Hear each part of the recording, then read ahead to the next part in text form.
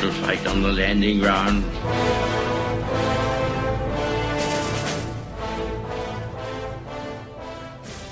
Thank you for joining us. You are listening to A Radio, and this is The Morning Moment. Please click on the follow button on Spreaker.com. What you will be listening to is just part of an interview conducted recently between two Muslim people, one Imam Tawhidi and the other Dr. Jamil Rafi or Rifi. Listen to what the Imam says in his own words about Islam, his religion, in his own words. And then ask yourself, do you trust the Prime Minister of Canada to keep you and your family safe? I'm very serious about this. When they, his party, the Liberal Communists of Canada, are bringing in thousands of clearly unvetted people from Syria and elsewhere. Are you telling me that Australia didn't check them? I bet they did. And now our Prime Minister thinks it's cool to say we stand up for all citizens of this country, even those who murder our soldiers abroad. What a sad state of affairs that Canada would elect to the highest office in the land someone with so little honour. A sad day indeed for Canada. You're shaking your head. Is there a disconnect between Muslim leaders? I disagree. We have a situation where there is a month doesn't go by without a terrorist attack happening somewhere around the world.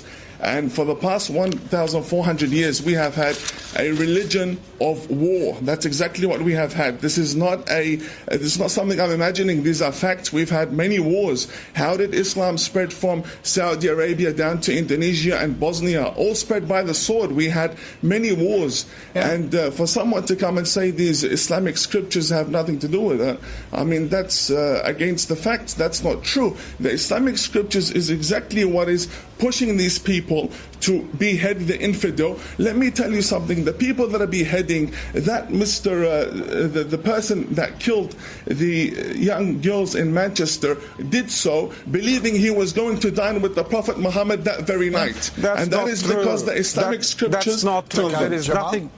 There is nothing in Islam that will justify... Do not lie to the Australian nation. Listen, we have in our books the teachings that will justify killing innocent people. To behead people and to kill and massacre people. You cannot sit there and lie to the Australian people. Wait a second. I came here believing that you are a moderate person. Do not lie to the Australian public. Reply to Jamal. Do not lie to the Australian public. Our books teach the beheading of people. Jamal, you go ahead. I never lied in my life. I've always said what I believe in, and what I believe in is the truth. Now, these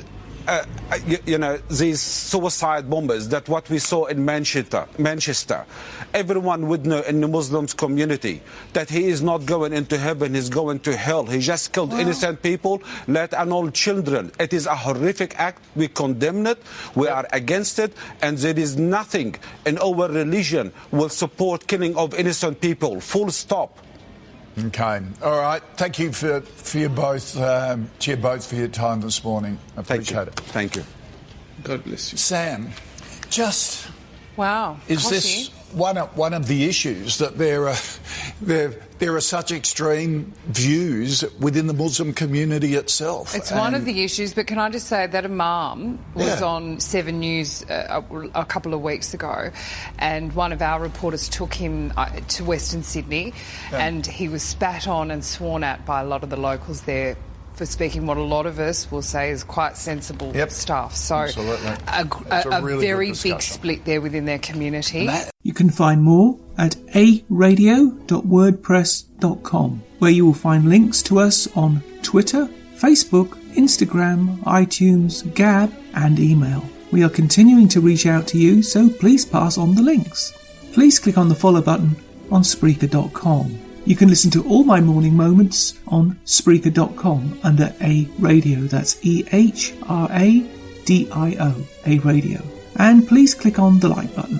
You can find all my podcasts and all my morning moments at aradio.wordpress.com. Click on the Morning Moments tab.